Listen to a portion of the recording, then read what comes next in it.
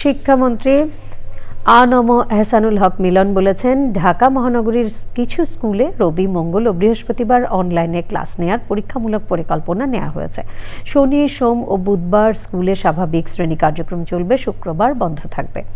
রাজধানীতে কারিকুলাম উন্নয়ন প্রক্রিয়া ও অংশগ্রহণমূলক করতে জাতীয় বিশ্ববিদ্যালয়ের কর্মশালায় শিক্ষামন্ত্রী জানিয়েছেন, চাইলে বিত্তবান স্কুলগুলো এই পদ্ধতিতে পাঠদান করতে পারে।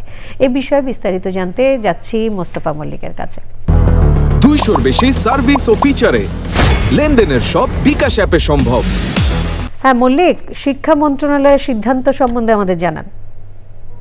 জি সেটি হচ্ছে যে বৈশ্বিক জ্বালানি সংকট, তীব্র যানজট ও ভবিষ্যৎ প্রযুক্তি শিক্ষা ব্যবস্থার বিবেচনায় পরীক্ষামূলকভাবে রাজধানীর কিছু নির্বাচিত শিক্ষা প্রতিষ্ঠানে অনলাইন ও সশরীরে ক্লাস, যেটাকে মন্ত্রণালয় বলছে ব্লেন্ডেড পদ্ধতি, এই পদ্ধতিতে শিক্ষা মন্ত্রণালয় ঢাকা মহানগরীর খুবই বাছাই করা কিছু স্কুলে এই পদ্ধতিতে যাচ্ছে। শিক্ষামন্ত্রী ডক্টর আ.ন.ম এহসানুল হক মিলন কিছুক্ষণ আগেই সংবাদ সম্মেলনে এই ঘোষণাটি দিলেন এবং ভিকারুননিসা নূন স্কুল অ্যান্ড কলেজের মতো কিছু শিক্ষা প্রতিষ্ঠান এই পদ্ধতিতে যাচ্ছে বলে শোনা গেছে এবং বলছেন যে এই সিদ্ধান্ত যদি এটা পরীক্ষামূলকভাবে অন্যান্য বিভাগও যদি ফলো করতে চায়, অর্থাৎ যেসব শিক্ষা প্রতিষ্ঠান বিত্তশালী, যাদের প্রচুর গাড়ি আছে, যানজট হয়, চাইলে তারা এটা চালু করতে পারবে।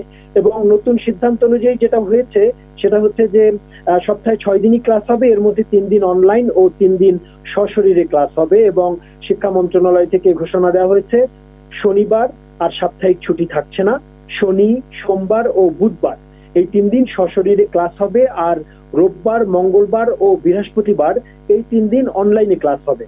শুক্রবার সাপ্তাহিক ছুটি থাকবে এবং শিক্ষকরা শিক্ষা প্রতিষ্ঠানে, অর্থাৎ যেদিন অনলাইনে ক্লাস হবে সেদিনও শিক্ষকরা কিন্তু স্কুলেই আসবেন এবং তারা সশরীরে ক্লাস নেবেন। এখানে বলা হয়েছে যে এটা একেবারেই ঢাকার কিছু কিছু বিদ্যালয়, যেমন ধরুন প্রচুর গাড়ি যাদের রয়েছে, Viqarunnisa Noon school and college, Manipur school and college, ideal school and college, শুধু স্কুল শাখায় এগুলো বাস্তবায়িত হবে।